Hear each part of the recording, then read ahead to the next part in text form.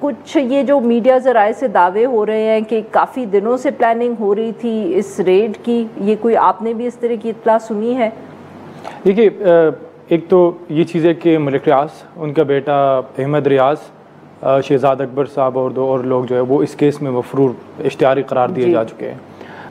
तो इस केस में मलिक रियाज साहब ने कोई तावन नहीं किया। जब ये केस इंक्वायरी शुरू हुई और फिर इन्वेस्टिगेशन शुरू हुई, इमरान खान साहब भी उसमें पेश नहीं हो रहे थे, फिर उसको इस्लामाबाद हाई कोर्ट के हाथे से जो है वो गिरफ़्तार किया गया। तो ये चीज़ें अब चूँकि ये केस एहतसाब अदालत में लगी हुई है, उस पर तो मुकदमा जो है गवाहान को सामने लाया जा रहा है। तो इसमें यह था कि मलिक रियाज साहब भी शायद इसमें वादा-माफ़ गवाह बन जाए, ये मतलब क्रेडिबल न्यूज़ नहीं है। तो जिसका जिक्र मलिक रियाज साहब ने ख़ुद किया है, लेकिन ऐसा नहीं है। मलिक रियाज साहब ने इस केस में कोई तावन नहीं किया नेब के साथ, न वो तहक़ीक़ात का हिस्सा बने। ये जो केस है ये इतना, क्योंकि मैंने उसके तमाम दस्तावेज़ात पढ़े, 1-2 सालों से मुसलसल हम इसको कवर कर रहे हैं।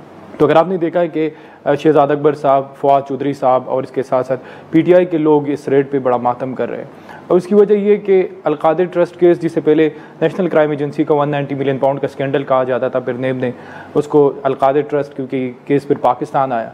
तो ये इतना मजबूत केस है। खान साहब के ख़िलाफ़ जितने भी केसेस है, अगर आप उसको तौरली चेक करें तो अलकादिर ट्रस्ट सबसे मजबूत केस है। और अगर इस वक्त खान साहब के जो साकिब निसार साहब भी अगर चीफ जस्टिस होते तो खान साहब को इस केस में रिलीफ नहीं मिलने वाली थी।